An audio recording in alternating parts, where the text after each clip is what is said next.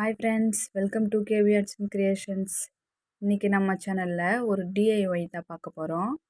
Old class bangle வச்சு எப்படி புதுசா ரெடி பண்றதுன்னு பார்க்க போறோம். மெட்டீரியல்ஸ் பார்க்கலாம். கிளாஸ் பேங்கிள் எடுத்திருக்கேன். என் கையில் இருக்கு அந்த மாதிரி வளையல் தான் அது. Fabric clue, scissor, silk thread உங்களுக்கு தேவையான கலர் எடுத்துக்கோங்க. இந்த மாதிரி ஸ்டோன் கொஞ்சம் எடுத்து வச்சிருக்கேன். இப்போ இதில் எப்படி ரெடி பண்ணலான்னு பார்க்கலாம். நம்ம இந்த வளையலில் சிங்கிளாகவும் பண்ணலாம், 2 வளையல் இந்த மாதிரி ஸ்டிக் பண்ணியும் பண்ணலாம். ஸ்டிக் பண்ணுறதுக்கு அந்த வளையல் மேலே க்ளூ வச்சுட்டு அப்படியே இன்னொரு வளையல் எடுத்து ஸ்டிக் பண்ணிக்கணும். நான் இப்போ 3 வளையல் சேர்த்த மாதிரி ஸ்டிக் பண்ணி வச்சுருக்கேன். இந்த மாதிரி ஸ்டிக் பண்ணிவிட்டு தான் நம்ம பண்ண போகிறோம். நான் ஆல்ரெடி ஸ்டிக் பண்ணி வச்சதை காட்டுறேன் பாருங்கள். இதுதான் அது. 3 வளையல் பண்ணுறேன். உங்களுக்கு 4 வளையல் 5 வளையல் எத்தனை வேணுமோ அதை நீங்கள் பண்ணிக்கலாம். இந்த மாதிரி நல்லா ஸ்டிக் பண்ணி ட்ரை ஆக. இப்போ நான் 20 ஸ்டாண்ட்ஸ் சில்க் த்ரெட் எடுத்திருக்கேன். உங்களுக்கு எத்தனை ஸ்டாண்ட்ஸ் வேணுமோ நீங்கள் எடுத்துக்கோங்க.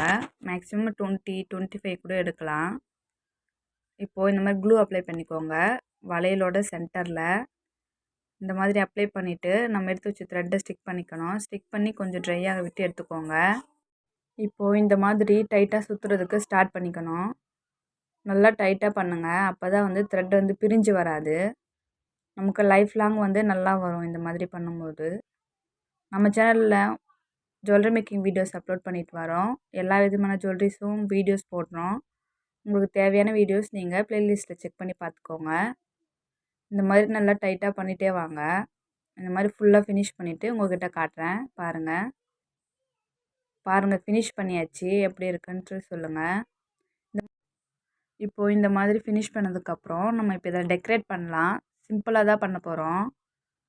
இப்போது கொஞ்சமாக க்ளூ அப்ளை பண்ணிக்கோங்க. நான் எந்த மாதிரி பண்ணுறேன்னு பார்த்துக்கோங்க. இந்த டிசைனுக்கு ஃபஸ்ட்டு கீழே கொஞ்சமாக க்ளூ வச்சுக்கோங்க. அதுக்கு ஆப்போசிட்டில் மேலே அந்த மாதிரி க்ளூ வைக்கணும். மேலே கீழே அந்த மாதிரி ஸ்டோன் ஸ்டிக் பண்ண போகிறோம். இப்போது இதே மாதிரி ஃபுல்லாக க்ளூ அப்ளை பண்ணிக்கணும். நம்ம எடுத்து வச்சுருக்கிறது கோல்டு கலரில் இருக்கிற ஸ்டோன் அது. அந்த ஸ்டோன் எடுத்து இப்போ நம்ம ஸ்டிக் பண்ணிக்கலாம்.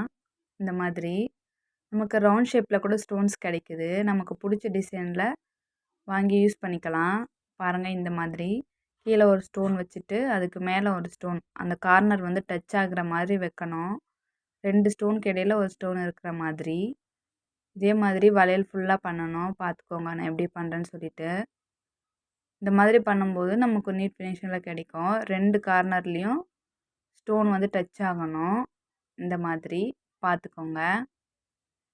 நம்ம சேனல் உங்களுக்கு பிடிச்சிருந்தா லைக் பண்ணுங்கள், ஷேர் பண்ணுங்கள். உங்களுக்கு ஏதாச்சும் டவுட்ஸ் இருந்தால் கமெண்ட்டில் சொல்லுங்கள். மறக்காமல் நம்ம சேனலை சப்ஸ்கிரைப் பண்ணி பக்கத்துலேயே ஒரு பெல் ஐக்கானை கிளிக் பண்ணி ஆல் பட்டனை ப்ரெஸ் பண்ணிக்கோங்க. அப்போ தான் நம்ம போடுற வீடியோஸ் உங்களுக்கு நோட்டிஃபிகேஷனில் வரும். பாருங்கள், முடிச்சாச்சு. எப்படி இருக்குது பாருங்கள். நம்ம ஓல்டு கிளாஸ் பேங்கிள் வச்சு இந்த மாதிரி ஒரு வளையல் ரெடி பண்ணிட்டோம். நம்ம பர்சனல் யூஸ்க்கு இந்த மாதிரி வளையல் யூஸ் பண்ணிக்கலாம். பார்க்க நல்லாவும் இருக்கும். நமக்கு தேவையான கலரில் நம்ம செஞ்சுக்கலாம்.